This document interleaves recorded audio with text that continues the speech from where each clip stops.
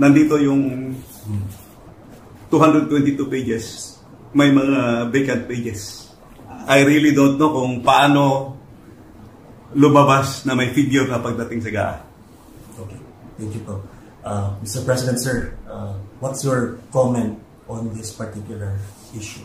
It's concerned. Well, it falls short sa exacting standard ng ating batas na lalo na money appropriations must appear the true and correct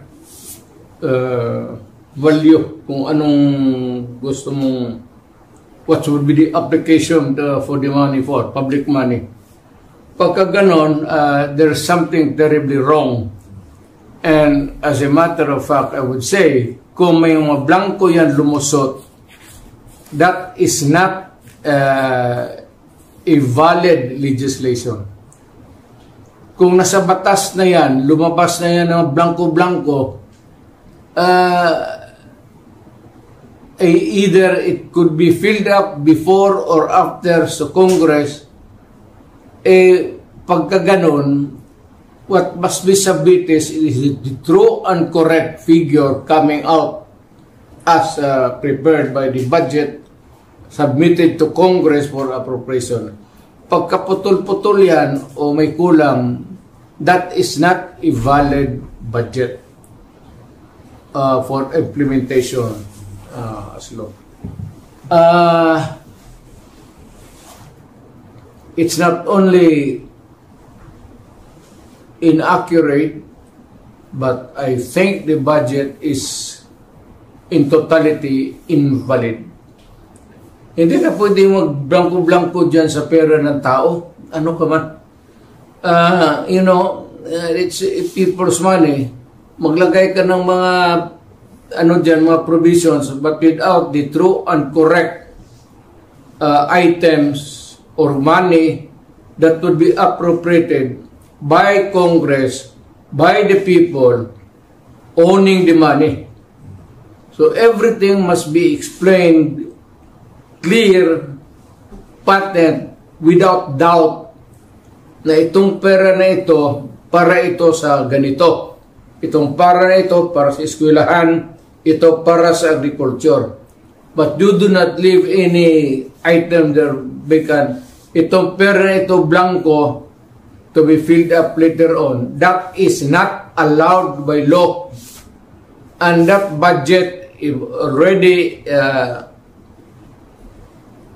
I would like to remind Congress, mali ho yan. It's invalid. Please correct it.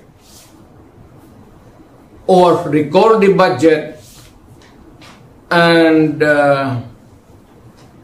demand an explanation kung bakit dumating sa inyo yan na ganun kablangko. We are not, para ka binigyan ka ng blanco check dyan, o sige, bahala na kung ano ilagay ninyo. In the same manner, yung mga blanco-blanco dyan, whatever or whoever corresponds to that particular item is free to just fill up the amount. That is not by all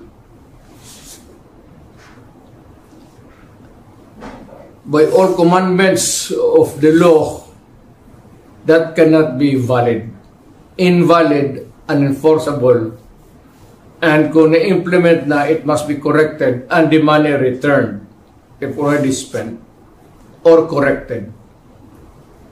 And kung sino man ang ano niyan, they have to give us the explanation.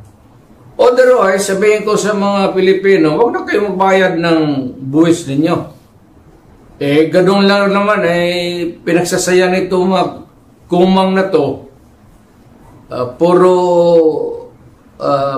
check-in na blanco, then they try to pass it as a law, and they are free to choose now the amount which they want to place. Hindi natin alam kung ano ang reserva nila, kung anong gusto na ilagay, sobra doon sa pera natin.